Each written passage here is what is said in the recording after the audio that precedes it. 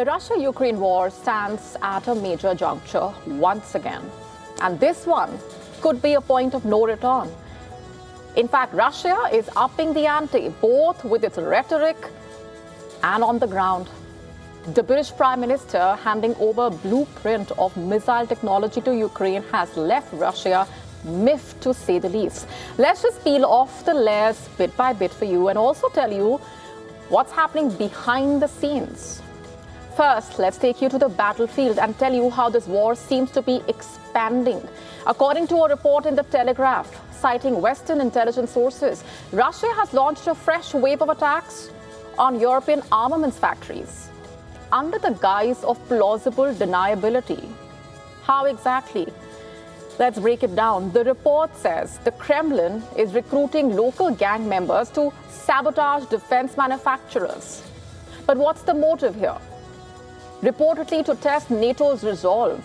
According to the Telegraph report, intelligence officials believe that the attacks appear carefully calculated to fall just short of triggering Article 5, which is NATO's mutual defense clause. This is very significant.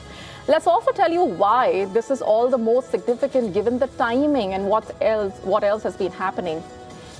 The bigger picture. The UK Prime Minister has now declared Britain is 100% behind Ukraine. It's a reiteration of support for Ukraine. Let's tell you what's unfolded over the last few hours itself. The UK Prime Minister in Ukraine, this is his first foreign trip, remember, and this is to mark the country's Independence Day. What's the backdrop? This comes as relations between the Kremlin and 10 Downing Street continue to suffer amid the Russia-Ukraine war and threats from Moscow, which have now escalated. In fact, Burnham's message to Ukraine was, "We are with you in this struggle all the way." Not just that, he added, quoting, "Ukraine has been Europe's protector, not a drain on our security, but the front line of keeping Europe safe." Let's play out this statement for you. And despite Russia's outrageous threats to my country, we will continue our support for Ukraine's defence. I know you need more help to protect your skies and your civilians. I know how hard the winters have been and the need to be ready this year when the nights draw in. But then beyond those words of support and rhetoric, here's the more crucial aspect of why this visit holds so much significance and why it's garnered that much attention. The UK's decision basically to present Ukraine with newly declassified blueprints to allow Kyiv to improve its production of long-range missiles. The UK Prime Minister, meanwhile, accusing the Kremlin of what he calls outrageous threats against the UK as Russia reacted, warning of an escalation in tensions following UK's move. The UK Prime Minister has basically promised to keep up the pressure on Russia despite Moscow's threats. So that's as far as the UK Prime Minister's stance is concerned. And while he declared Britain is 100% behind Ukraine, Russia, meanwhile, is 100% not pleased with these developments. Let's tell you how they have reacted.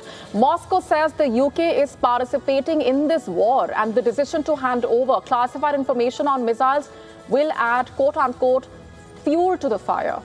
Not just that, the Kremlin has said Britain's decision to hand Ukraine the classified information on British-made components used to make the Scalp long-range cruise missiles would add fuel to the fire and was regarded by Moscow as extremely negatively. And asked about the visit and the support specifically, the Kremlin spokesperson Dmitry Peskov accused Britain of doing everything it could to prevent any progress towards an eventual peace deal. Very crucially, Peskov said that the Russian military was already systematically gathering data to identify the location of any missile production sites and then destroying them. And have a look at the other layer to these developments. There's more. Will Britain giving Ukraine access to this missile technology even make a difference? Can it really be a game changer, if at all? Let's put the spotlight on that aspect now. Just to put this simply, the Prime Minister's decision to declassify the information about the UK-made components of the Storm Shadow or Scalp missiles will basically enable Ukraine to eventually build its own version. But then here's the thing, this may take years. And here's the context for you. Britain will allow the release of the classified technology so that a British/French designed cruise missile can be manufactured in Ukraine, just to put this simply. The UK is the UK's moved to hand over the blueprints for its British-French designed Storm Shadow cruise missiles to Ukraine, following a similar move from France, remember, allowing Ukraine to produce the weapon domestically. Let's break this down further. Paris and Kyiv basically want to set up a Ukrainian production line for the Scalp air-launched cruise missile by the end of the year. The declassification of information on the British-made components of the missiles is a major step towards that goal.